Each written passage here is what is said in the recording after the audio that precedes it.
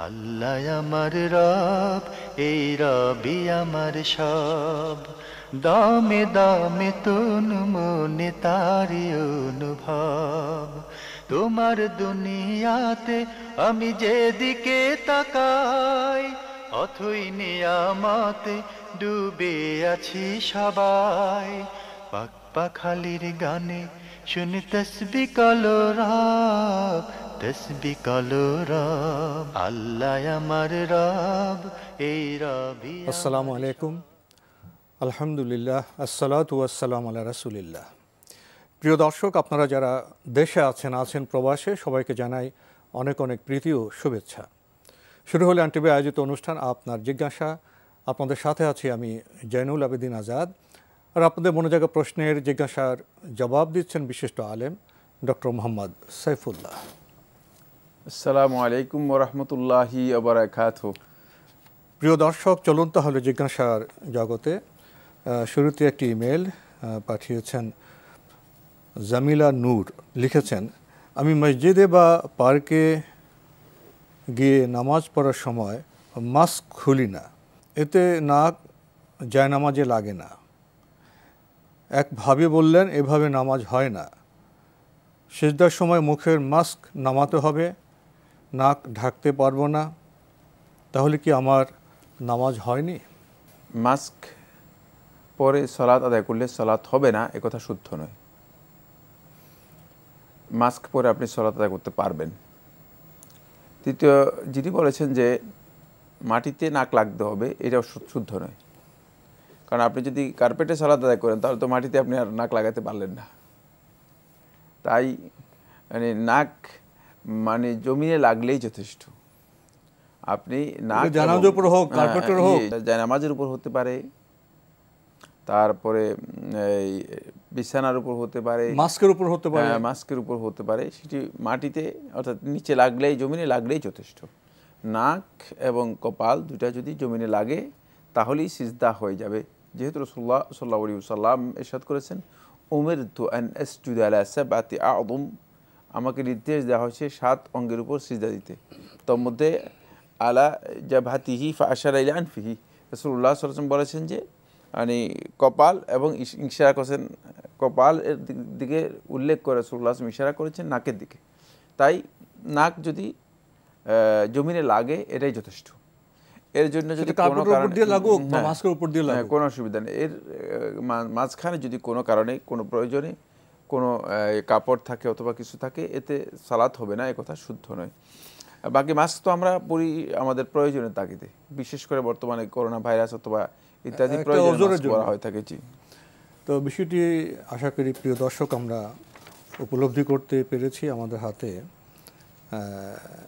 আরেকটি চিঠি, এটি পাঠিয়েছেন আনোয়ার হোসেন, কুমিল্লা লাকসাম থেকে। লিখেছেন, কিয়ামতের পূর্বে ফোরাত নদীর খনিজ সম্পদ উন্মুক্ত হয়ে যাবে, এ কথা কি সঠিক? আর ফোরাত নদীর অবস্থান কোথায়? ধন্যবাদ। কিয়ামতের পূর্বে ফোরাত নদীর যেই ধনভাণ্ডার উন্মোচিত হয়ে যাবে, উন্মুক্ত হয়ে যাবে, এই কথা হাদিস দ্বারা প্রমাণিত হয়েছে, সহিহ হাদিস। ফোরাত বর্তমানে ইরাকে অবস্থিত। ফোরাত বর্তমানে ইরাকে অবস্থিত। এটি ইরাকের একটি শহর রয়েছে, যেটি পুরাতন কুফা শহর হিসেবে পরিচিত ছিল। এর থেকে প্রায় 100 কিলোমিটারের কাছাকাছি দূরত্বে অবস্থান করে ফোরাত নদী। হ্যাঁ, ফোরাত নদী। তো এই নদী এটি পরিচিত একটি নদী। ফোরাত এবং দাজিলা দুটাই ইরাকের পরিচিত নদী ছিল। সুতরাং এই রাসূলুল্লাহ সাল্লাল্লাহু আলাইহি ওয়াসাল্লাম এই হাদিস থেকে বোঝা যায় যে কিয়ামতের আগে যে ফোরাতে তার যে ধনভাণ্ডার আছে সেগুলো উন্মুক্ত হয়ে যাবে এবং লোকেরা সেগুলো নিয়ে লোকদের মধ্যে বড় ধরনের হানাহানি এবং বিপর্যয় তৈরি হবে। হানাহানি এবং বিপর্যয় তৈরি হবে। তো সেটা কিয়ামতের আগের ঘটনা, বর্তমানের কোনো বিষয় নয়। ইনশাআল্লাহ তাআলা যারা কিয়ামতের আগে এই অবস্থায়, পরিস্থিতি মুখোমুখি হবেন, তারা হয়তো বিষয়টি অবলোকন করবেন বা বুঝতে পারবেন। কিয়ামতের আলামতের সময় মানব জাতির উপর একটা জন্তুর আবির্ভাব হবে। এই জন্তুটির নাম দাব্বাতুল আরদ। এই জন্তুর আগমনে তখন দুনিয়ার কি হবে, এ বিষয়ে জানতে চাই। অতিরিক্ত কিছু আমরা বলতে পারবো না। এই জন্তুর আগমনে যে দুনিয়ার কি হয়ে যাবে সেটা আমরা বলতে পারবো না। তবে দাব্বাতুল আরদ, পৃথিবী থেকে একটা জন্তু বের হবে। দাব্বাতুল আরদ বলতে আসলে সুনির্দিষ্ট কোনো প্রাণীকে বোঝানো হয়েছে না আলাদা কোনো প্রাণীকে বোঝানো হয়েছে, এ নিয়েও আলেমদের মধ্যে বিভিন্ন বক্তব্য রয়েছে। মানে দাব্বাহ বলা হয় থাকে আসলে চতুষ্পদ জন্তুকে, চতুষ্পদ প্রাণী, এই প্রাণীকে দাব্বা বলা হয় থাকে। মানে এটা পৃথিবী থেকে বেরিয়ে আসবে, তবে এই প্রাণীর সুর থাকবে, হাদিসে এসেছে সুর থাকবে, হাতির মতো এই ধরনের সুর থাকবে, এবং এই প্রাণী মানুষের সাথে কথা বলতে পারবে, মানুষের সাথে কথা বলতে পারবে, মানুষের বিভিন্ন বিষয়ে কথা বলবে। কাফেরদের কপালের মধ্যে এই প্রাণী তার সুর দিয়ে দাগ দিয়ে দিবে। সুতরাং এখান থেকে বোঝা যাচ্ছে যে এটি ভয়ঙ্কর একটা দৃশ্য হবে। বাকি এত বিস্তারিত তথ্য রাসূলুল্লাহ সাল্লাল্লাহু আলাইহি ওয়াসাল্লাম দেননি, আর এত কৌতূহলে যাওয়ার দরকারও নেই। এই বিষয়গুলো নিয়ে শুধুমাত্র এতটুকুই যথেষ্ট যে কিয়ামতের আগে এ ধরনের একটি আলামত হবে। মানে এর একেবারে নিবিড় তথ্য বের করা সুযোগ নেই, যেহেতু এগুলো মুগাইয়াবাত, অদৃশ্য জ্ঞানের বিষয়। এর চেয়ে গুরুত্বপূর্ণ হলো কিয়ামতের জন্য প্রস্তুতি নেওয়া, এগুলো অদৃশ্য জ্ঞানের বিষয়। রাসূলুল্লাহ সাল্লাল্লাহু আলাইহি ওয়াসাল্লামের কাছে এক ব্যক্তি এসে প্রশ্ন করেন যে হে আল্লাহ রাসূল সাল্লাল্লাহু আলাইহি ওয়াসাল্লাম, মাতা সা, কিয়ামত কখন হবে? রাসূল সাল্লাল্লাহু আলাইহি ওয়াসাল্লাম বলে যে মানে মা যাআদাত লাহা, যে কিয়ামত কখন হবে এই প্রশ্ন করতেছো কেন? মা যাআদাত লাহা, কিয়ামতের জন্য কি প্রস্তুতি নিয়েছো? আসলে আমরা কিয়ামতের আলামত নিয়ে আমাদের অস্থির হওয়ার কোনো কারণ নেই। কিয়ামতের আলামত নিয়ে কোনো গবেষণারই প্রয়োজন নেই। এটা মুগাইয়াবাতের বিষয়, এটা গবেষণার বিষয় নয়। এটা অদৃশ্য জ্ঞানের জানানো হয়েছে, আমরা সেখানে থেমে যাই। যতটুকু জানানো হয়েছে ততটুকু অস্পষ্ট রয়ে গিয়েছে, অনেক বিষয় অস্পষ্ট রয়ে গিয়েছে। আর দ্বিতীয়ত এই হাদিসগুলো আছে যে হাদিসগুলোর অধিকাংশ হাদিসই আমরা জানি যে অধিকাংশ হাদিসই সনদের দিক থেকে বিতর্কিত, যথেষ্ট সনদের মধ্যে বিতর্ক রয়েছে। সুতরাং এগুলো নিয়ে এত গবেষণা করার প্রয়োজন নেই। কিয়ামতের আলামত বের করার দায়িত্ব আমাদেরকে আল্লাহ তাআলা দেন নেই, বা আল্লাহ রাসূল সাল্লাল্লাহু আলাইহি ওয়াসাল্লাম বলেন যেগুলো বের করা। আমরা কিয়ামতের জন্য প্রস্তুতি নেওয়া, আখিরাতের জন্য প্রস্তুতি নেওয়া, এটা হচ্ছে আমাদের ঈমানদার ব্যক্তিদের কাজ। সুতরাং এখানে মানে কিয়ামতের আগে দাব্বাতুল আরদ আসবে, দাব্বাতুল আরদের পৃথিবীর অবস্থা কেমন হবে আর আল্লাহ সুবহানাহু ওয়া তাআলা সবচেয়ে ভালো জানেন কেমন হবে। তবে দাব্বাতুল আরদ আসলে তখন পৃথিবীর মানুষগুলো আতঙ্কিত অবস্থা হবে, কারণ এমন একটি প্রাণী, অস্বাভাবিক একটা অবস্থা, ঠিক না? অস্বাভাবিক একটা অবস্থা যেখানে মানুষদের সাথে কথা বলবে, মানুষ কাফেরদেরকে চিহ্নিত করবে। সুতরাং বোঝা যাচ্ছে যে এটা একটা অস্বাভাবিক অবস্থা হবে, কোনো সন্দেহ নেই। বাকি এই প্রাণী সেখানে গোটা পৃথিবীর অবস্থাটা কেমন হবে, কি হবে চিত্র, এই ধরনের কোনো কথা নিজের আন্দাজের উপর ভিত্তি করে বলার অবকাশ আছে এটা আমি মনেই করি না। আরও লিখেছেন, নমরুদ এক শয়তান, তার পরিচয়, তার বসবাস কোথায় এবং সে কিসের তৈরি? না, নমরুদ তো শয়তান নয়, নমরুদ তো মানুষ ছিল, মানে মানবরূপী শয়তান। না, মানবরূপী শয়তান সেটা আরেক ভিন্ন কথা, কিন্তু শয়তান যাকে যে অর্থে ব্যবহার করে থাকে সে অর্থে আসলে নমরুদ শয়তান ছিল, এই বক্তব্য সঠিক নয়। নমরুদ একজন বাদশাহ ছিল, ক্ষমতাধর ব্যক্তি ছিল, তাগুত ছিল, সীমা লঙ্ঘনকারী ছিল। যখন এই পৃথিবীতে এখন বর্তমানে আমরা হাজার হাজার তাগুতকে দেখতে পাই, সুতরাং সেও এই ধরনের একটা তাগুত ছিল পৃথিবীবাসীর কাছে। মানে তার ধ্বংস, তার শাস্তি, এটা নাকালান লিল আখারিন, পরবর্তী যুগে যারা আসবে তাদের জন্য একটা মানে দৃষ্টান্ত হয়েছে। এবং তার বসবাস কোথায় ছিল এটা আমরা জানি। এটা তার বসবাস ছিল বর্তমান যেই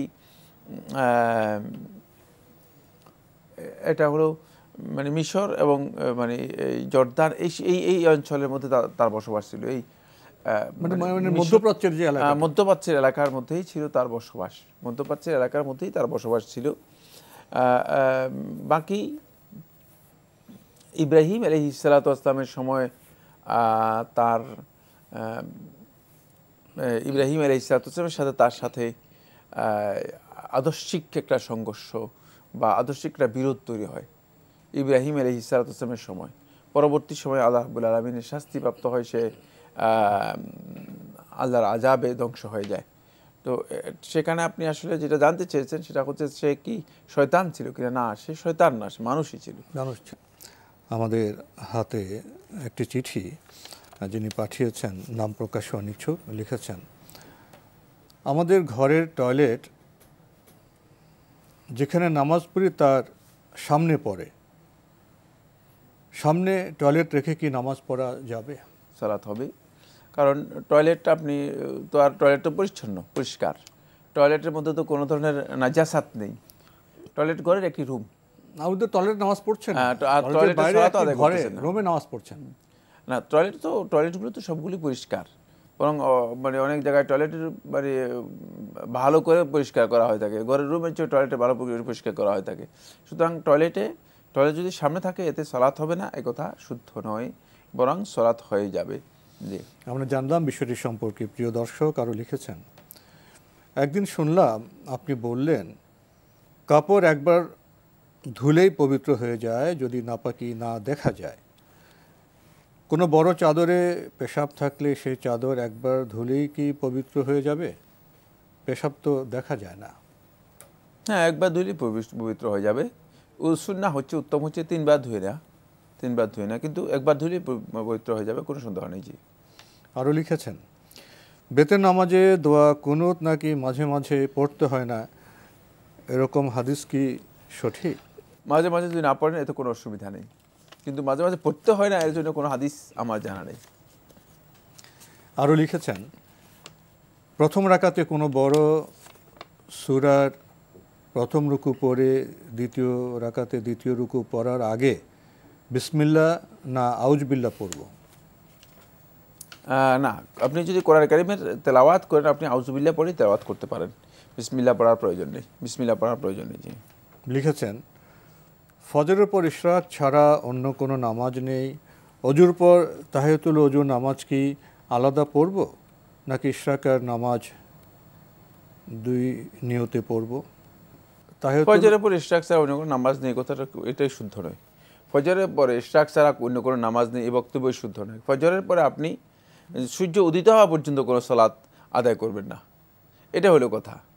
ফজরের পরে সূর্য উদিত হওয়ার আগ পর্যন্ত অন্য কোনো সালাত আদায় করার কোনো বিধান নেই, অন্য কোনো নফল সালাত নেই, কিন্তু সূর্য উদিত হওয়ার পরে ইশরাক নফল যে কোনো সালাত আদায় করতে পারবেন। জি, তাহলে আপনি এটা কারেকশন করে দিলেন। এরপর আমার প্রশ্নে যাচ্ছে, অজুর পর তাহিয়াতুল অজুর নামাজ কি আলাদা পড়ব নাকি ইশরাকের নামাজ দুই নিয়তে পড়ব?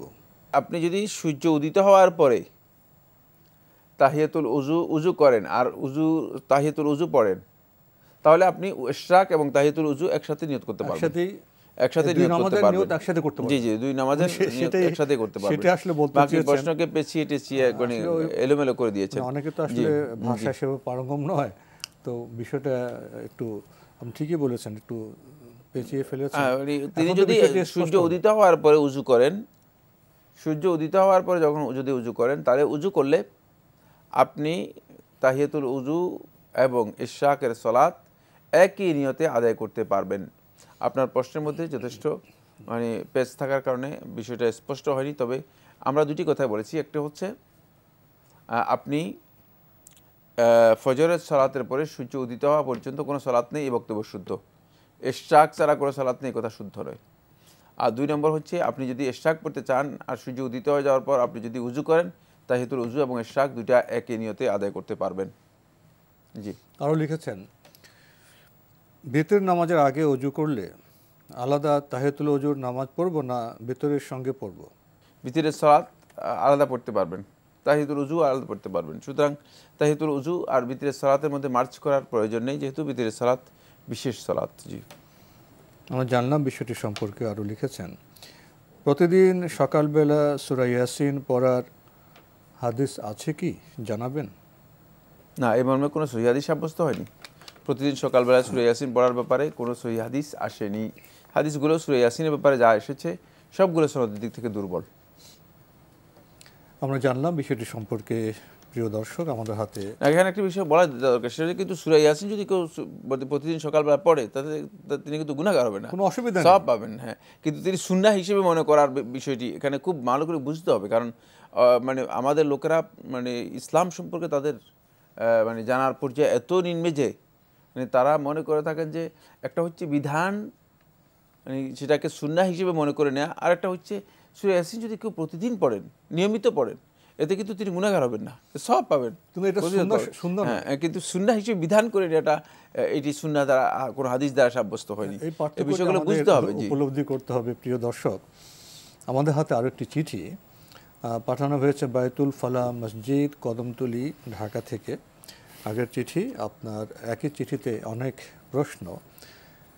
আপনি লিখেছেন, শুধুমাত্র সহি আকিদার মুসলিমদের ভালোবাসলেই কি মুসলিম ভ্রাতৃত্ব বজায় থাকে, নাকি বেদাতি, মাজার পুজুরি, পীরের মুরিদ, শিয়াদের, অর্থাৎ এই পৃথিবীতে যারা নিজেদের মুসলিম পরিচয় দেন, হোক সে বিভ্রান্ত, পথভ্রষ্ট, ইসলামের গণ্ডি থেকে বের হওয়া লোক, সবাইকে কি ভালোবাসতে হবে মুসলিম ভ্রাতৃত্ব বজায় রাখার জন্য?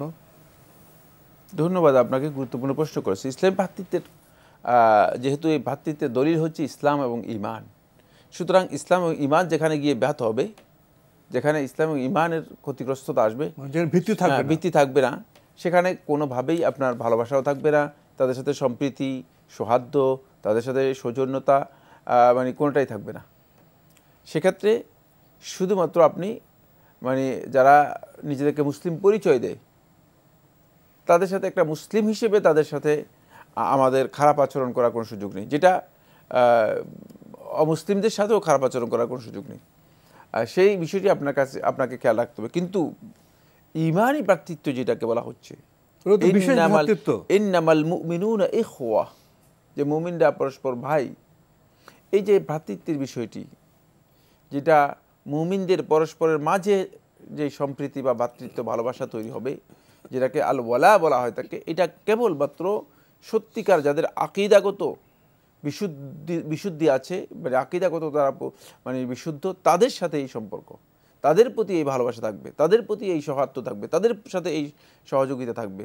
আর অন্য যারা আকীদাগত বিভ্রান্তির মধ্যে আছে, যাদের কথা আপনি উল্লেখ করেছেন, কবর পূজারী, প্রশ্নই আসে না, কবর পূজা করে তাকে আপনি কীভাবে ভালোবাসবেন?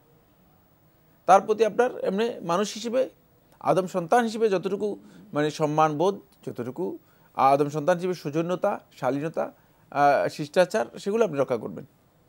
যে কবর পূজায় দুই, আপনি শিয়াদের কথা বলেছেন, শিয়া রাফেজি যারা আছে তারা, এভাবে আরও অন্যান্য আকীদার যারা আছে, যাদের সাথে আকীদাগত বিরোধ আছে বা যাদের আকীদাগত বিশাল বিভ্রাট রয়েছে, বিভ্রান্তি আছে, তাদের যতটুকু বিভ্রান্তি আছে ততটুকু বিভ্রান্তির কারণে তাদের সাথে আল ওয়ালা যেটাকে বলা হচ্ছে, পরস্পরের যে সম্প্রীতি, ভালোবাসা, মাখামাখি করা যায়, সেই ভালোবাসাটুকু মুমিনদের কোনোদিন হবে না, মুমিনদের কোনোদিন হবে না। কিন্তু মুমিন ব্যক্তি, এর অর্থ এই নয় যে তাদের জন্য তার অন্তরের মধ্যে মানে পরিপূর্ণ বিদ্বেষ পোষণ করবে বা তার অন্তরের মধ্যে তাদের জন্য শত্রুতা পোষণ করবে, এমন শত্রুতা যে শত্রুতা কাফেরদের জন্য পোষণ করতেছে। এই ব্যক্তির প্রতি বিরোধ ততটুকুই যতটুকু তার আকীদাগত বিরোধ আছে। কারণ এই ইসলামের মধ্যে এসেছে, ইসলামের গণ্ডির মধ্যে এসেছে, কিন্তু ইসলাম কোনো না কোনো কারণে সেই ইসলামের মৌলিক যে আকীদা আছে সে আকীদা বুঝতে পারে নাই। এটা ভুলের কারণেও হতে পারে, ইনফরমেশন গ্যাপ হওয়ার কারণেও হতে পারে, অথবা অন্ধ অনুসরণের কারণে হতে পারে, অথবা এই ব্যক্তির মোটেও জানা নেই, এমন কারণেও হতে পারে। সুতরাং তার প্রতি এমন কোনো বিদ্বেষ থাকবে না যে বিদ্বেষ কাফের ব্যক্তির প্রতি থাকবে। সেক্ষেত্রে আপনি তাকে আচরণগত দিক থেকে তার সাথে সৌজন্যতা রক্ষা করবেন, কিন্তু কোনোভাবেই মুমিনদের যে ভ্রাতৃত্ব আছে, ইসলামী ভ্রাতৃত্ব যেটাকে বলা হয় তাকে, সেটা এদের সাথে হবে না। জি, আমরা খুবই গুরুত্বপূর্ণ বিষয়ে অবগত হলাম। প্রিয় দর্শক আরও লিখেছেন, মুসলিম ভ্রাতৃত্ব বজায় রাখা বলতে কি শুধু মুসলিমদের ভালোবাসলে চলবে, নাকি এখানে কিছু করণীয় আছে? করণীয় থাকলে কিছু পয়েন্ট বলবেন। অনেক বিশাল একটি আলোচ্য বিষয়, প্রচুর করণীয় রয়েছে, শুধু একটি করণীয় নয়। কে বলছে আপনাকে? এখানে অনেকগুলো করণীয় আছে। প্রথম কথা হচ্ছে রাসূলুল্লাহ সাল্লাল্লাহু আলাইহি ওয়াসাল্লাম প্রথমে ইসলামী ভ্রাতৃত্বের জন্য আল্লাহ নবী সাল্লাল্লাহু আলাইহি ওয়াসাল্লাম 6টি মৌলিক হক উল্লেখ করেছে, যেগুলো মৌলিক হক, সেগুলো থাকতেই হবে। 1 নম্বর, অসুস্থ হলে তাকে শুশ্রূষা করা, দেখাশোনা করা। 2 নম্বর হচ্ছে মারা গেলে তার জানাজা অংশগ্রহণ করা। 3 নম্বর হচ্ছে সে যদি দাওয়াত দেয় দাওয়াতে শামিল হওয়া, অংশগ্রহণ করা। 4 নম্বর হচ্ছে সালাম দিলে সালামের উত্তর দেয়া। 5 নম্বর হচ্ছে যদি সে ব্যক্তি হাঁচি দেয় তাহলে তার হাসির উত্তর দেয়া। 6 নম্বর হচ্ছে তাকে সে যদি কোনো নসিহত কামনা করে, কোনো কল্যাণ চায়, কোনো ব্যাপারে নসিহত চায়, উপদেশ চায়, সে তাকে তার উপদেশ দেয়া, উপদেশে অংশগ্রহণ করা। এগুলো হচ্ছে মৌলিক যেই দিকগুলো রাসূলুল্লাহ সাল্লাল্লাহু আলাইহি ওয়াসাল্লাম দিয়েছেন। এরপরে রয়েছে বিশেষ যে দিকগুলো রয়েছে সেগুলো হচ্ছে ইমানদার ব্যক্তিগণ তাদের ভ্রাতৃত্বের কারণে পরস্পরের সাক্ষাৎ হবে, পরস্পর দেখাশোনা করবে। আপনি তার বাসায় যাবেন, সে আপনার বাসায় আসবে, তাদের সাথে একটা যোগাযোগ হবে। এটা ইসলাম ভ্রাতৃত্বের অন্যতম দলিল। 2 নম্বর হচ্ছে পরস্পরের জন্য কিছু খরচ করা, খরচ করা। 3 নম্বর হচ্ছে পরস্পরকে হাদিয়া দেয়া, উপহার দেয়া। 4 নম্বর হচ্ছে পরস্পর বসা, কারণ না বসলে ভালোবাসা আন্তরিকতা তৈরি হবে না। মত বিনিময় করা, পরস্পরের সাথে উঠা বসা করা। সবচেয়ে বড় যে পয়েন্টটি সেটা হচ্ছে নিজের জন্য যেটা পছন্দ করে তার মুসলিম ভাইয়ের জন্য সেটা পছন্দ করা। অনেকগুলো পয়েন্ট বলেছি। জি, তো সময়ের কারণে আজকে আমাদের এখানে শেষ করতে হচ্ছে। আপনাকে অনেক ধন্যবাদ। আপনাকে অনেক ধন্যবাদ। প্রিয় দর্শক, আমরা দেখছিলাম এনটিভি আয়োজিত অনুষ্ঠান আপনার জিজ্ঞাসা। আমাদের এই অনুষ্ঠান আপনারা এনটিভি অনলাইনেও দেখতে পারবেন। ভিজিট করুন www.ntvbd.com। এছাড়া ইউটিউবেও আপনারা আমাদের প্রোগ্রাম দেখতে পারবেন ভেরিফাইড ফেসবুক পেজেও। প্রিয় দর্শক, আজকে শেষে এসে মুসলিম ভ্রাতৃত্ব এবং কিছু করণীয় সম্পর্কে প্রশ্ন করেছিলেন। আমরা সংক্ষিপ্ত সময়ে কিছু জবাব পেয়েছি, উপলব্ধি করেছি মুসলিম ভ্রাতৃত্বের যে বন্ধন সেটা অটুট রাখতে হবে এবং সেক্ষেত্রে আমাদের কিছু করণীয় আছে। কিন্তু প্রশ্ন হলো এই ব্যাপারে আমরা কতটা সচেতন, কতটা কর্তব্যপরায়ণ? চিঠি লিখুন, প্রশ্ন পাঠান আমাদের ঠিকানায়। পরিচালক আপনার জিজ্ঞাসা, এনটিভি, বিএসসিসি ভবন, 7ম তলা, 102 কাজী নজরুল ইসলাম এভিনিউ, কারওয়ান বাজার, ঢাকা 1215। ইমেল অ্যাড্রেস আপনার জিজ্ঞাসা @ntvbd.com। প্রিয় দর্শক, মহান আল্লাহ আমাদের সবাইকে নিরাপদে রাখুন শান্তিতে। আসসালামু আলাইকুম। আল্লাহ আমার রব, এই রবি আমার সব, দামে দামে তুন মনে তারি অনুভব। আল্লাহ আমার রব, এই রবি আমার সব।